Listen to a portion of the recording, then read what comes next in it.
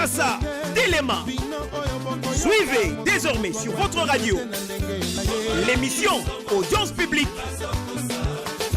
Audience publique, la parole est donnée à chaque citoyen. Pour participer à l'émission Audience publique, Tinda na SMS, pe na WhatsApp, combo na yo, na numéro na yo, PSK Ozali, na 081 155 93 28. Nasima ya botindi message na yo, Radio Centrale FM, ekobenga yo, pona kolekisa yo en direct na radio. Tout le jour, du lundi au samedi, de 11h45 à 12h50. Audience publique. Peuple a décidé à funda bine pa ya papa. Akafunde pa ya papa à propos ya makambo ezoleka na mboka. Chozo senga na papa ayoka makambo ya bato wana te tolembi bango mbala ebele bakosi biso. Kokoko papa ezanga mwana opachorama songi ya bana no nyonso ezanga ina ekofunda bima na salon. Na fundi bango po bazako sakana na bana mboka na biso bazako utiliser bango puissama fundi bango pa ya papa. Toko funda bino lelo pa ya papa. La 4e audience de la semaine est Fungwami. Merci Naba Congolais et ba Congolaise, puisque chacun de nous a eu une bonne place pour la Kolanda et participer à l'audience du jour. Et dans une coordination technique, assignée par Flavien Tepa, Ika Miongo derrière la caméra, Mboali Urbain qui a été Bazos assuré du côté de la partie son, et Gilles Vakinkela est en train de réaliser cette émission. Il est donc au four et au moulin. Voilà, Congolais comme un seul homme, Bakutani Soupo na kofunde pa ya papa nanzela na audience publique. Yomotoza Kolandapso pour la toute première fois. Retenez bien notre numéro SMS et WhatsApp. Oyo eko permettre na yo 6 fois na semaine, du lundi au samedi, oyeba soit na kotine na biso un SMS, oyo na kati dango kotia kombo na yo, et sika ofandi, penali kambo oyo lingi kofunde pa ya papa. Biso tokozwaka to tangate, toko benga yo. Yo moko na mongongo na yo, na maloba na yo ofundi pa ya papa. To remercier ba Congolais de par le monde o bazotine de la biso ba SMS. To yambi yango pe toza kotanga yango. Mais conception audience publique eza que yo ndeko mobali, yo ndeko mwasi o saisir cette opportunité o ezo permettre na yo o mema directement pa ya papa ko funda na yo. Yango ko ekosala malamu minko leka na mongongo na yo. Et sa conception à SMST, c'est une façon de répondre à autant de millions de Congolais. Oyo, baza kotin de la biso ko funda na bango nanzela na SMS. SMS to tangi, mais biso to benga kapo yomoko oloba. C'est aussi une façon pour na biso yako yeba na kozwa héritage yankoko kotiango en pratique. Question de braver la peur yomoko ofundi ndeko Congolais oyo asali mosale malamote ba confia que une mission na famille a commis na ngona soukate to asala ngona malamote to kaka ne bandeli a commis ko confondre poche na ye na kesi ya l'état to fundi papa mosala automoni ya utilité publique ndeko moko na libota ba confia ki yango asala yango malamote to fundi pa papa likamo to bezo ke ne malamote to fundi yango pa ya papa. Et merci puisque chaque jour qui passe il y a 100 000, 5 000 Congolais Bazako Baksamana rendez-vous aux audience publique et de partout dans RDC, en Afrique et à travers le monde. www.liberalinfo.net et puisque Ika Miongo est derrière la caméra, la télévision YouTube, Libéral Presse TV et également Boza et Belé Nandela na Facebook, Nenge Boza Kolanda Biso, Kuna Tozali, groupe Libéral Presse. Et également les Congolais belé bâti application na biso na téléphone na bango puisque bazan na ba téléphone Android et zo permettre na bango la biso malom minkoleka le Libéral FM c'est donc nous puisque le décor est planté et que ba Congolais ba télémi déjà devant la barre toyoka bango moko simana mosusu ndenge bazan na kofundi pa ya papa tant bango bazo funda yo pe komaka déjà SMS kombo na yo esika ozali ofunda lokola bango toyoka bango. tokofunda bino lelo epai ya papa.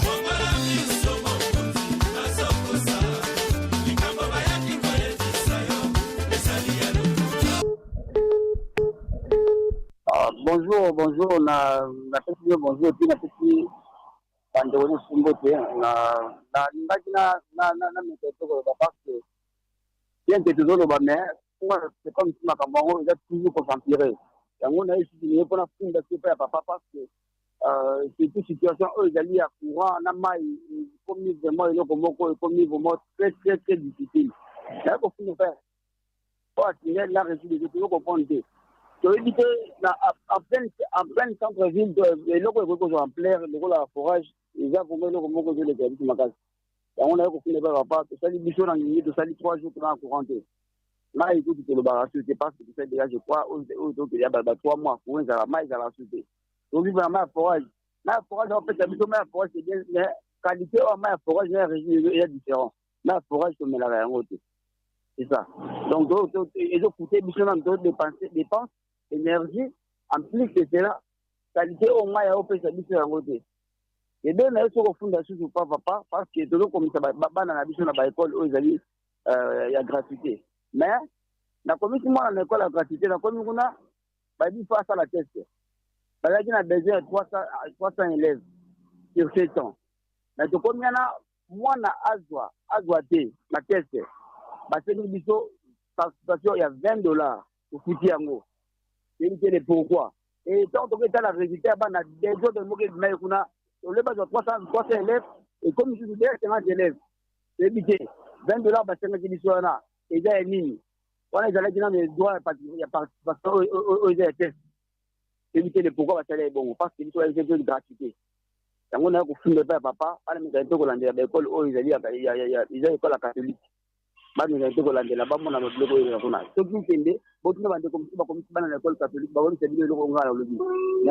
situation. Tokofunda bino lelo epai ya papa. Merci Coco papa. Na epai na papa. Na lipona na yo. Soki na epa na soki na lembi na moni pasi tozo nyokwama. Papa kombo na ngai ezali Jonathan Landu na vandi na komini ya Lemba campus ya université ya Kinshasa. Papa lengina funda makambo oyo ezolekela biso na komini ya biso ya Lemba. Papa yo kanga vuma papa na kulele pa na yo parce que tozonyo kwa makasi papa awa na quartier na biso papa Bogomese oyo te na biso kote papa na yebi te soki Bogomese ya ndenge nini papa aye na campus awa atondisi batu azosala propagande chaye alobi ke 2023 eza bango nde bata FCC nde bazozonga na pouvoir papa na ina tuna ili mosala otela ye akontrolaka bawenze akontrolaka biso akontrolaka biso na komi na biso to asala biso propagande na yebi te papa mosto na ye mosala ekuna biso na komi na biso awa na Lemba kona campus awa asala mosala nini ya mibali oyo aloba likambo oyo ezosala biso pasi papa eza na mutu moko azala kona koti na biso soki alamuki na tongo makambo na ye mutu moko aza azobenga mokonzi wana yebi te azoloba azosala eloko te na quartier na biso soit disant ke ye alobi azali leki ya vice gouverneur nayebi te vice gouverneur wapi vice gouverneur toyebi eza nero mbongo na mboka oyo ye alobi aza leki ya vice gouverneur sadi batiki azofuta bato kote eza ya cher makasi toyebi te tokosala ndenge nini papa yango nabengi bino papa okotela biso likambo oyo tokofunda bino lelo epai ya papa. Ok, salut tout le monde, merci. Je salue tous les fidèles de notre radio libérale. Mon nom c'est Emmanuel Abel Tixon. Naye jusqu'au funda ba agence Nel. Vraiment papa makambu oyo ezo déranger vina biso makasi. Mboka loka Kinshasa oyo ceux qui courant exactement tellement mal à l'aise. banga bakuluna mulili na ndaku malamu te pe bato mabe bazokota bazosala bazovole lisusu bazoviole esala bien te. Courant na chiti ekenda jamais. Mais je ne comprends pas bagent SNEL, surtout bas journalier bazobebisela biso courant. Okomona soki 18h et beti vis batondi na bakabine fontaine kosakana te. Okomona batu bazoteka courant na desordre balongoli ligne na bino batieli bato mosusu likolo ya $5. Alors bazo faire tenir bino pendant une semaine, 2 semaines besoin de courant te. Depuis lelo qui cherche ça mobima okomona awawa lemba kuweza nangalema kuweza te nangalema kuweza na matete kuweza te. C'est quoi la vie avec les agents de SNEL? Nous allons rectifier le développement dans ce pays. Comment exemple malamouté, la bino ba directeur de dire ba conditionnel, bon mais quand on revoir dans makamouana, bon joie ba agent journalier au nyonso, bon mais quand on écarte bango parce que la bango bazo de sa courant na mboko. Les loso bango ba loué, courant est causant normal. Qui moyibi ya courant et cause la société déviation ya ba ligne et cause la société yango ikamona ela ki papa na tongo oyo toko funda bino lelo epa ya papa coach de central on a lingi na pesa ma message na mke avant na funda pa ya papa na lingi biso ba bonné à radio central to za la posa to kota na nini na fondation na Widal azala peut-être que la fondation Widal ya wana yego senga soki na ozala ba titende nini ona ba ndenge to pour assemblée ba to contre Widal voilà ezeli ba création moko to moni en tout cas c'est terrible na to mona mamba poete oto ko le na ngoto kota ngo ko na koti na kufunda pa papa po papa ko papa nga papa Patrice la prison tozali ko nyoka ma fort na ba ko funda na numéro 1 pasteur ya Congo.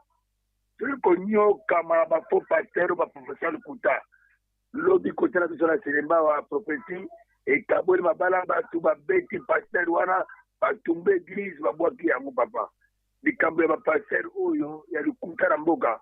N'a pas fou d'abord papa pour. Bazana. Ce qui mboka les deux Koufi, ma pasteur, bazal numéro 1, à Koubou-Mamboka, oh. On va bazal numéro 1. Pour n'a pas fou d'abord papa.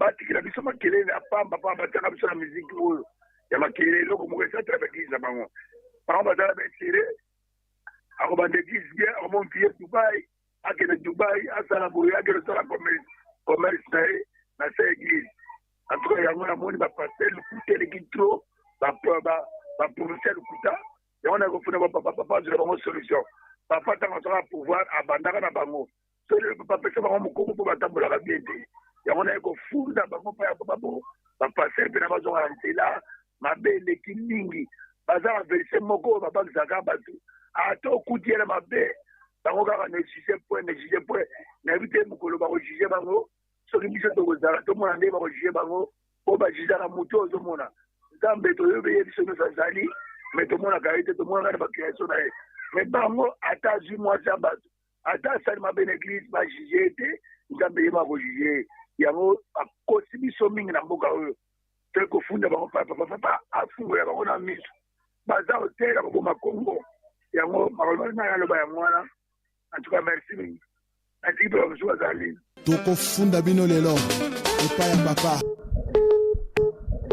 Bonjour audience publique, lekisanga direct epa papa kokoko papa ngai mwana na yo John Oyalo papa na ye papa pardon naza kokomela yo mikolo na mikolo mpo naza na susi ya quartier oyo ngai navandi ya pasa maba na komini na Nsele lobi nafundaki meme likambo me ntango nafundaki moko parmi baje ya quartier azalaki kolanda meme audience publique ntango ayoki mpe ayebi nga ayi koyebisanga ke no tika makambo wana po quartier oyo eza modi seke basatana basimbi quartier wana na kamwe nayobi papa ya solo na mboka oyo papa vandi quartier moko ezala modi satana akondire mboka quartier wana et pourtant ke papa nde azali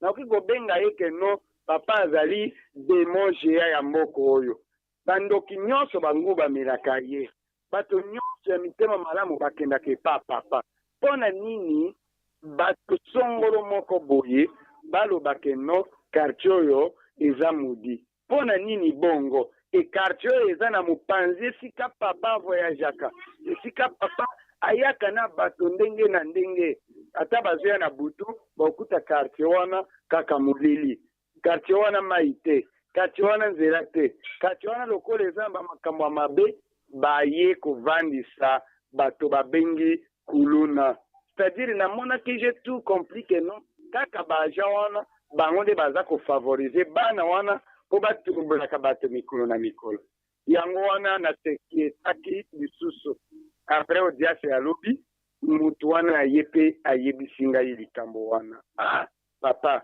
ya solo papa na mikolo oyo ozali papa ya bana mosusu basepela bamosusu bamona mpasi merci nasukise bongo pardon audience publique komisange pa papa pardon maloba oyo aja wana alobelaki nga lobi elalisaki nga te kuse kuma opesa nga lokola mobangi nateka lopango na ngai nakende ata bandundu vile nakende kovanda ekozala malamu ke navanda awa na quartier ya pasa maba na kati ya Kinshasa vraiment merci audience publique tokofunda bino lelo epai ya papa.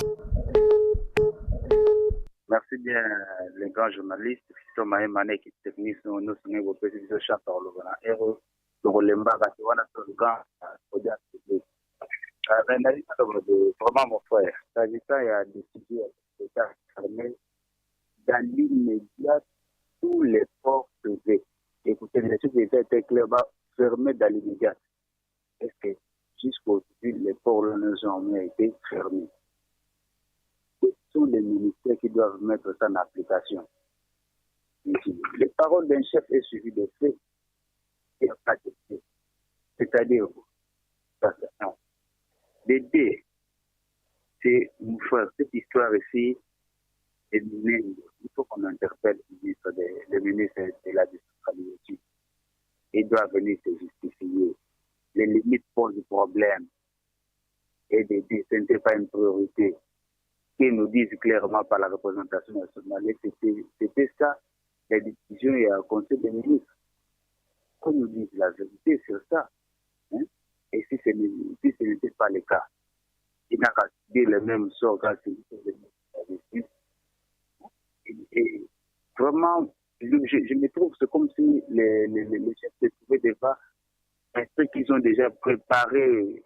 Tous ces Congolais-là de mauvais goût de l'autre côté, ça veut dire préparer leur sac pour pousser des actions pareilles. Ça ne va pas. C'est un truc que nous allons rejeter, donc comme on avait rejeté la demande de Malonde. Donc, je ne crois pas que les Congolais nous allons accepter ça. Merci. Toko funda bino lelo. Papa. Bonjour, papa journaliste FM. Na hili susu kofunda lelo parce que libanda awa na mboka tozolemba te komona pe makambo na ba chaîne tozali kotala ba information ya mboka na ye kofunda pona makambo oyo ezoleka na mboka likambo ya bawenze moderne oyo bazotiela ba pierre inaugural partout ote batie libanga ekobanda mabanga ebele batia na mboka wana bandako etongamaka te misala esalamaka te na ye mpe kobeta sete mpona makambo ya bawenze wenze ezali eloko moko ya malamu soki esalami wenze moderne ekoma mpe propriété na mboka kasi tolingi te wenze wana ezala kaka ya kombo bawenze etongama soki misolo ebimi bawenze etongama mpe modernité ekota na mboka ekozala esengo na biso tokobeta to libanda mboka kolobaka ete toza na bawenze ya kitoko ndenge tomonaka na bashine ntango tokendaka na bashine wenze eza na baporte bakangi wenze biloko etikali na kati lobi bafongoli bato baye kokuta biloko na bango ezala nde ndenge wana vraiment napesi bino mbote mosala malamu ngai ndeko na bino nazali na diaspora ndeko Julio Ziolia tokofunda bino lelo epai ya papa kokoko eza ndeko na bino Gilbert Bulambo depuis États-Unis na Caroline du Nord. naye kofunda epa papa concernant Minembwe. Minembwe mikolo ezosala makam ezosala rage. Minembwe mikolo ezosala rage. Comment se fait-il que Azarias Robert akoki kopesa bandeko na Banyamulenge parti ya Minembwe wana moment Minembwe wana eza parti ya Congo. Eza parti ya Congo. Et le Congo doit rester un indivisible. Donc biso wa Congolais faut vraiment tout télémela penza partition wana ya Minembwe. Congo na biso ekoki jamais kozala partager. Donc tozala vraiment na bomoko pour que mboka na biso etikala na bomoko pe na kimia. Il faut tobundela penza Minembwe, tobundela penza Minembwe. Totika ngote parce que soki totiki biso ba Congolais soki totiki yango wana les Rwandais vont s'en prendre à Minembwe. Donc Banyamulenge wana bakozwa yango alors biso ba Congolais faut tolamuka. Tokofunda bino lelo epa ya papa. Mbote bandeko ya libota tribune na biso excellence audience publique wabino Chardengoi à partir ya Matete ngana ye lisusu lelo kaka kotalisa tokofunda epai na papa na problématique ya prise en charge oyo etali ndenge nalobaki dernièrement menace ya mbula parce que tozali kotala na ba milliers na biso oyo esika bandeko mosusu bavandi Matete peut-être érosion ezali te mais soko ke na nzela ya kitenso érosion ezali soko ke ba vers bakimbanseke na bakati kuna ba érosion minene ezali soko ke vers Monga Fula ba érosion ezali kindele kutu koloba te soko ke vers je crois la Lou en tout cas ngaliema ba menace ba érosion ezali mais tozali koloba boni mokonzi akoki kotala nanu ministère to ba expert urbaniste te banganga mayele oyo batali lolenge kani ili fotoleka na kovanda kati na babisika o mabota na biso ezali bameka nanu kotala ba moyen suffisant oyo ekoki kopermettre ke batala oyo ebimaki na oyo esengeli kobima mpona kobundisa érosion awa likolo na biso na bandeko kote ya kiseso awa babwaka bafulu bato lelo bakomi kodeklare solo suivi ya mosala ezali lisusu te bachinois bazali kotravaye kuna ensemble baza susu kotravaye te yango nazali kofunda deso soki ye moko ameka nanu kobeta loboko na mesa ntina na kotala bamoyen oyo ebimaki na volume ya travail oyo esalami sino tokosenga kaka bandeko na biso ya IGF baleka susu na kotala pour ke bayeba mpe koinspecte mpona kosukisa en tout cas nazali na lolenge ya kosalela mosala oyo ya kala bazalaki kopesa bahopitau nyonso bacentre hospitalier ezalaki kopesa bambongo na niveau ya cabinet ya mirituka mpe bahopitau nyonso ya République démocratique du Congo batala train de vie ya baagent batala qualité de travail batala peu d'infrastructure. Merci beaucoup. Donc politique nationale ya santé, politique nationale ya environnement yango nde nazali kobetela tete po ete papa ameka kobeta loboko na mesa po nyonso etambola malamu mpona santé mpe bien-être ya bacitoyenne mpe bacitoyen ya mboka na biso. Tokofunda bino lelo epa ya papa.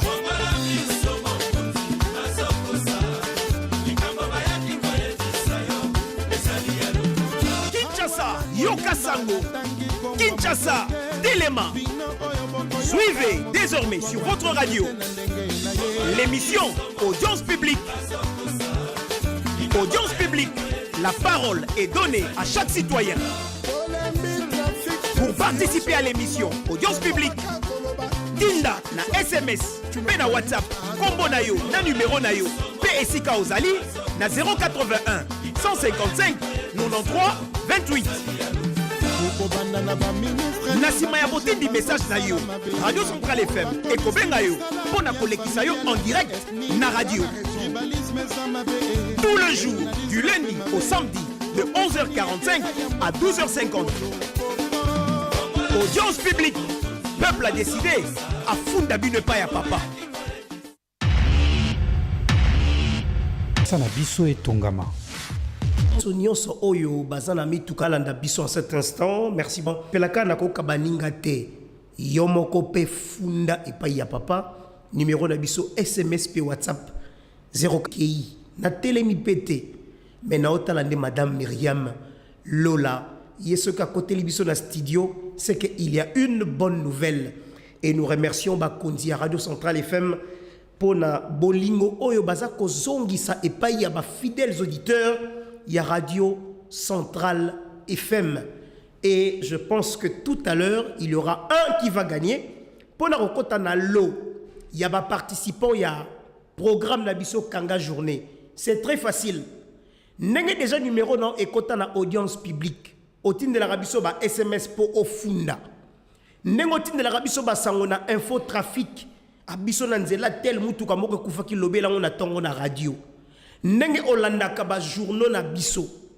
Ba édition na biso sur ya journal. Ndenge le kaka nyonso. Yeba biso, biso donc c'est la fidélité à Bolingo. Ndenge Olanda ka matin bonheur.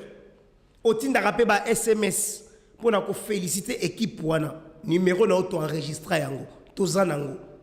Et ba kondi ba tiraka chaque jour na lo ya bato ba tindela biso déjà ba SMS pour ba participer na ba émission na biso nde soki ba tirer yo Madame Myriam Lola akobenga yo dès que vous nous donnez la bonne réponse ya fidélité na question na biso ya fidélité à Radio Centrale FM cadeau du jour to cagnotte du jour car vraiment il y a solo fidélité Futaka la radio 3 fois par jour 11h45 16h30 21 cadeau Constance pour vous poser une petite question à laquelle dès que vous apportez une réponse vous recevez des cadeaux oui Nabé Nazan le présentateur, il y a le journal où il est à la Radio Centrale FM. Ok.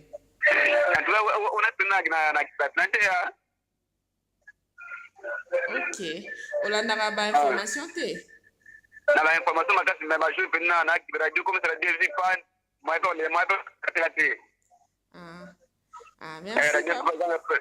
Ok, merci Papa Yanni.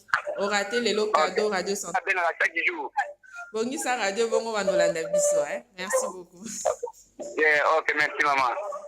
Fidélité récompensée. Oui, la fidélité paye. Fidélité Futaka. Fidélité Futaka vraiment. Il y a solo fidélité Futaka. La Radio Centrale FM a décidé de récompenser ses auditeurs fidèles à travers l'émission Kanga Journée. Tout le jour, du lundi au samedi, 3 fois par jour, 11h45, 16h30, 23h30. Restez branchés sur la Radio Centrale FM. Suivez nos programmes, nos émissions. Apprenez à connaître nos animateurs, nos journalistes. Et gagnez un cadeau. Gagnez un cadeau.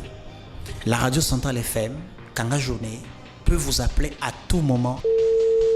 Le cadeau de la radio.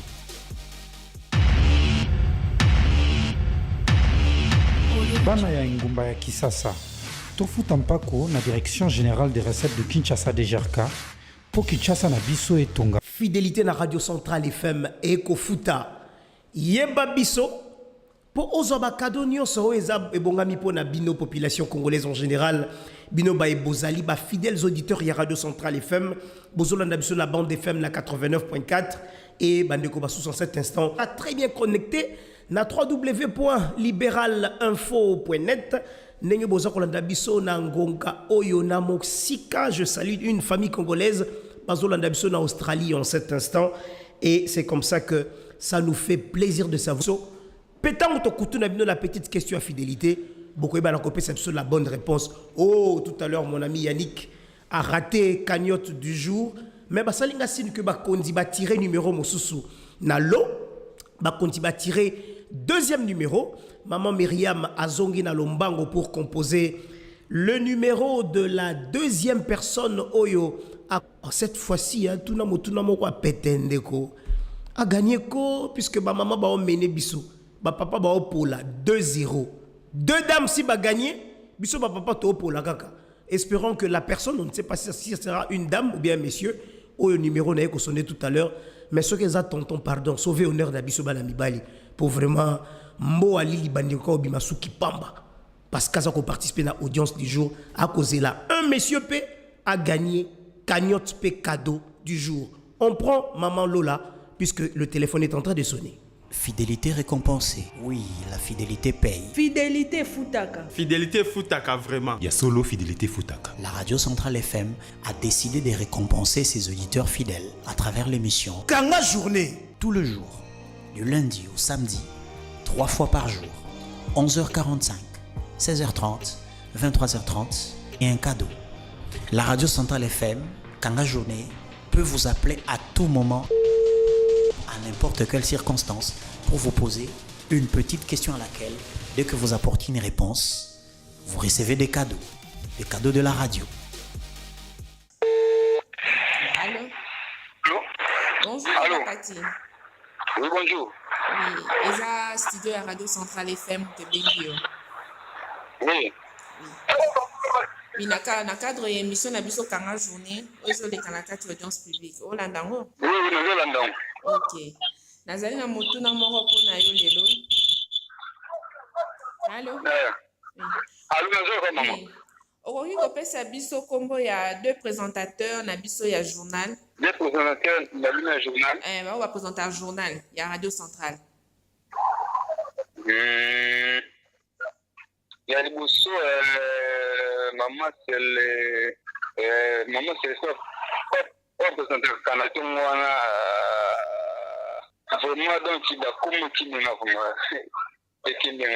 Merci beaucoup Radio Centrale. Ah bon bien ki o cadeau moko lelo ma. Allô?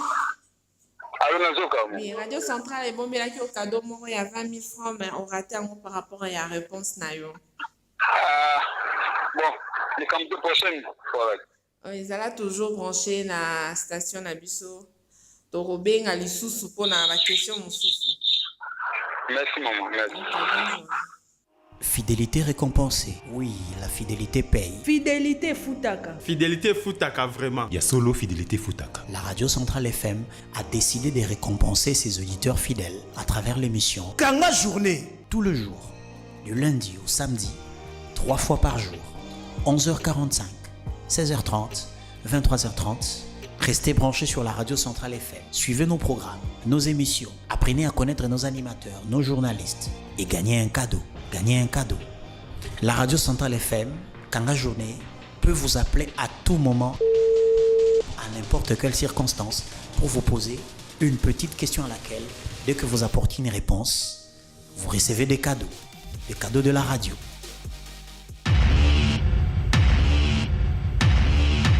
Bana ya ngumba ya Kisasa, tofuta mpako na direction générale des recettes de Kinshasa DGRK, po Kinshasa na biso etongama. Kolisa fidélité na Radio Centrale FM, nde okozwa, oko gagner cadeau du jour.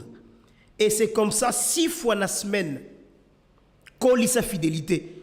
Tant on ndeko bauti ko benga tout à l'heure, alobi sele na moni mibali bazaki ba telemi. Suite bimité ba fandi. On comprend que malé betozo poussa na toko yebana. To yebana encore davantage. Sele ekoko matina suka. Ndeko ikamiongo. Ndeko ika telema kalobi cette fois-ci. Ba papa ba gagner mais bon. Total la suite bimité. Donc ndeko zolandanga.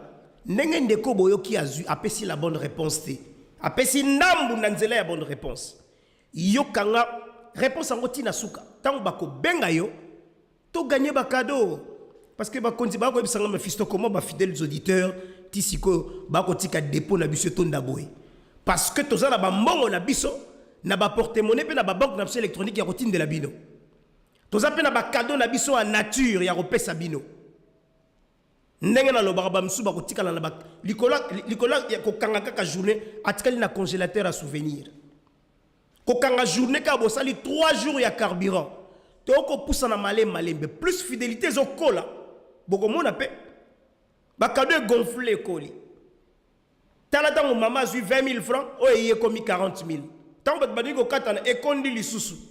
To gagner mingi pour cadeau pe kola puisque tozana yango awa en vrac pour na kopesa ba fidèles auditeurs ya Radio Centrale FM. On me fait signe qu'il faudra te marquer une pause dans l'audience du jour et te recoutana tout juste après la pub. C'est l'heure de la publicité sur Centrale FM. C'est ça, ouais. Faites-vous doublement plaisir avec les nouveaux forfaits Unbox 4G plus Orange. À partir de 3000 unités, bénéficiez de 30 gigaoctets d'internet au lieu de 10 gigaoctets. Et ce n'est pas tout. Ah oui? Désormais, en activant les nouveaux forfaits Homebox 4G+ d'Orange à partir de votre téléphone, vous recevrez un bonus de forfait internet et minutes appel sur votre téléphone. Les nouveaux forfaits Homebox d'Orange, c'est plus de volume pour un plaisir qui dure plus longtemps. Tapez étoile 816 dièse pour en profiter. Orange. Il y a des moments dans la vie où tout est remis en question. Mais quand on a M-Pesa, peu importe où l'on est en RTC, la vie est simplifiée. De chez moi, en toute sécurité, je transfère l'argent de mon compte en banque vers mon compte M-Pesa. J'assume mes responsabilités en envoyant de l'argent à 0 frais, en faisant des dons à distance, en achetant des unités et forfaits pour mon business et mes proches 24 heures sur 24, en faisant des courses sans me déplacer. En ces moments difficiles où tout semble nous éloigner, M-Pesa nous aide à renforcer notre solidarité.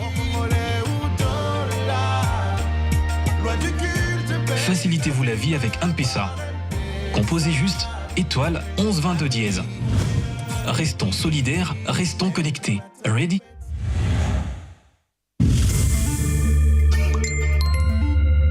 Vous êtes élève finaliste. Pour être le premier à connaître les résultats d'Exeta, souscrivez au service SMS Alerte en envoyant Exeta au 42 203 à 50 unités. Et pour vérifier les résultats, composez étoile 42 202 étoile, code à 14 chiffres, dièse. En plus, pour l'Exeta 2020, Vodacom offre des bourses d'études universitaires. Tapez étoile 42 211 dièse pour t'inscrire et tenter ta chance. Restons solidaires, restons connectés. Ready? Vodacom.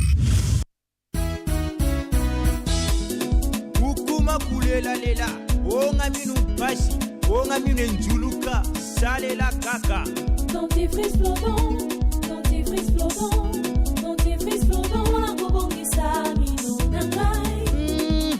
Yo munoko solo boy, salela dentifrice minu nangai. Dentifrice flottant, pona libota mobimba pe pona moto nyonso. Dentifrice flottant, dentifrice flottant, na kobatela minu nangai. Fraîcheur na monoko. Avec le coq liquide vaisselle, la solution pour ma famille. Le coq liquide vaisselle, une formule super dégraissante. Et ma copine, ils ont les coques liquide vaisselle avec une formule super dégraissante et un bon parfum citron. Mafuta na bilembo nyonso ya salite. Le coq liquide vaisselle itaondosha uchafu na itatakaza sa trace. Qualité Marsavco, la gamme du maître. Et nous remercions les Congolais Banso Bazako en cet instant pour également soit pour ces audiences publiques, ton afunda, ton aliko funda ou bien également sujet au kofunda. Bisonne radio tout ça qu'on s'en charge pour na benga yo. C'est tellement facile, raison pour laquelle nous remercions ma maman. Si on n'a pas le temps d'envoyer un SMS, on suit qu'au fond d'un un message vocal. Mettons respecter timing. Soit au lobby 30 secondes. 1 minute, maximum 2 minutes. Toi dépasser tes pots, ngonga na biso tellement serré, tout ça na posa tout ça na ko funda na yo eleka. Alors il y a eu tant que ça koleka. Tikela moninga pe espace ko funda na pa ya papa, numéro na biso 081 155 93 28. Et programme Oyo, au Kozoyango 6 fois la semaine, au 11h45, 16h10, également 23h30. 3 rendez-vous la journée, Oyo Zako permettre d'ailleurs Congolais, Oyo Banako Funda, Peko Funda, Noé comme pas ya papa, Namokolo Moko, pour Funda pas ya papa, puisque ça n'a pas Funda, et aux appels na droit de garder anonymat. Bon, on a la ligne Funda, mais dans le bas comboté, et ça droit na yo. Aussi, n'a souligné loko oyo. Depuis to banda tiki no na mokona lelo. Audience eza public. Alors, biso to za ko yaka la ba pièce. Et nous remercions ba Congolais le puisque baena aye pour le ba ngai nazo représenter monsieur Fiston Maemba parce que ndeko Gilles ndeko fou. Ça se passe en public, na audience publique. Et c'est 6 fois la semaine. Na même numéro. Bandeko ba Congolais ba télémi devant la barre. Et bazana yako fou n'est pas ya papa. toyoka bango moko nsima na mosusu me kosuka kaka na koyoka te toza ekomi epai lokolo ya bandeko oyo tokofunda bino lelo epai ya papa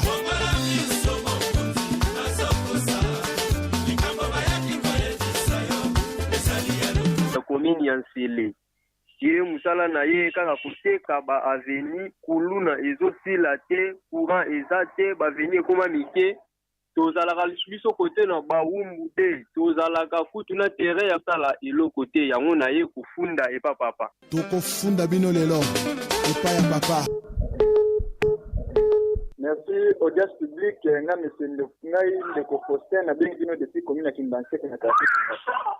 Na yo kofunda bango puisque bazonyo kola biso kaka. Lelo nazofunda ministre ya transport.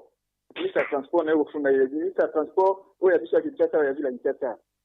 Awa transport e mataka tozala na confinement pour na corona.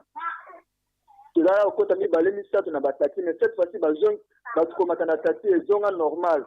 Na yo kofunda bango transport ekomaka 1000 francs. Na desa ese tozonga na ba moko tokota na 4. Transport elingi kokita te tozofuta kaka 1000 francs. Pe bazosala badeli terrain papa bengisa ministre ya transport ministre provincial ya transport abengisa ye atuna ye ingasan ti dosa 500 tozofuta pese moto tozofuta ba 200 300 na baje union policier azolipa kongola moderne de la publique eza kameza na mwete mazofunda kaka ndenge na lobaka yango oyo deuxième DG ya Transco kata bango mbongo te sikoyo go banque mosusu azofuta bale nazofunda lisusu ministre ya spécial atikaki mais bajustice mosusu badossier baza batika guitare kamere abima po tomesana na biso ezali mboko yebi bokangolonzo toyebi badossier ebele oyo ekuti ya biak ti lelo bambongo na biso ekangama kuna tikaki. Merci. Tokofunda bino lelo epai kokomisa maloba ya kofunda e tozoyoka na kati ya ndako na biso Congo ke babis ezo ya kotinda ba chauffeur à Transco na recyclage. C'est le moment ya kotinda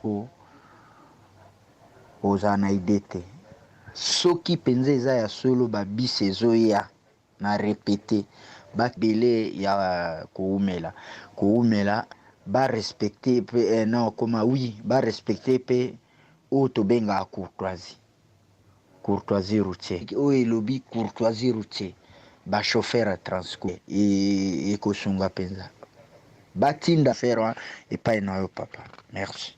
Tokofunda ici le sakweno vraiment dans le bail comme on a retiré en beauté comment ça fait-il que entreprise passion que non DG a régi des eaux c'est un Sénégalais. Comment est-ce qu'un Sénégalais a un souci européen sa biso a un souci européen sa biso bana non ma komela ki to côté papa bati responsable entreprise publique wana lobby na zalaki na Kazangulu on a bazui Congo bomengo na so ba grande bamboka na bango comment na baki trop c'est trop fona suwana pour que ba ko makotika mabalo epai ya papa badi lelo na kufunda lelo na ekuto tolanga na etaji papa na mwana yango na yeba te papa kongo elekaka monene makasi yango to okelelaka lelaka kaka na yebi te papa ozakasa bana nini tokosala kokola biso tosina kolelalila tozala bomengu po biso toza bana yango na kotina yo papa na biso ya papa ya bana mel publique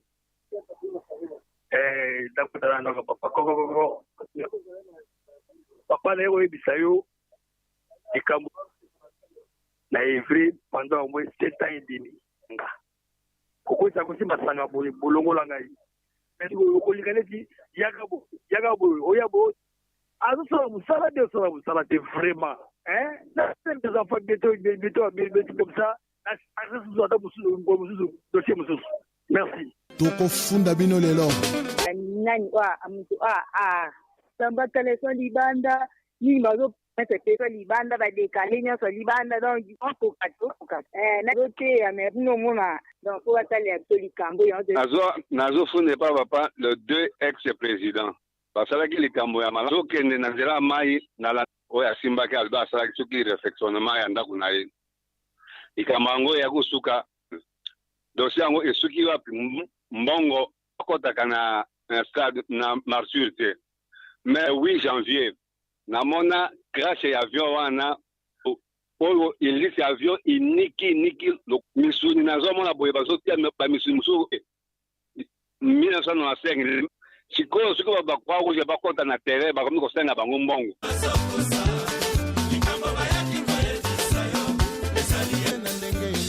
L'émission Audience publique puis à l'émission Audience publique 55 93 28 tout le jour du lundi au samedi de po Kinshasa na biso etongama tofundi 93 28 zofunda likambo ya bima ya jeune fille également na ba jeune garçon na vie tona makambo ezala ya mabe ekendaka tina ba fin fo ya mboka yango lelo ekomi o se retrouver pe na mbandaka okuti elenge na Kinshasa okikuta nango susu na Kisantu likambo na bima pe couper na yo ya mitu na kupango akati masoki ya solo batiengo na kwa non mais ndeko mobali alinka batu ba mona yango surtout soka zo bula la nini amona ki yango pa na yo ndeko peintre ya société yenda zaka la page te lokola yo komi ala na libulu nyoso to mona kana ba série na ba film bolimbisi bino mambo banzi ete mwana mwaso na yango zo mona okende wenzi ovana na kwe obeta ta kede o si o mingali si elongi olati moloko eko déranger na kati na société toko tuna bango na mboko ya biso mobeko o etali elamba poso toko tuna mutuna wana. En tout cas merci pour na oyo un message vocal na nzela na WhatsApp biso toko zwango toko komisa yango à bon port toza ba fidèles auditeurs yara au four et au moulin Gilva oyo Azari urbain qui a été il a bino na ba bonne condition que ça soit TV et na 3W. bana ya ngumba ya kisa tokofunda bino le Kinshasa yoka audience publique Tinda 93 28 radio tout le jour du lundi funda bino pa ya papa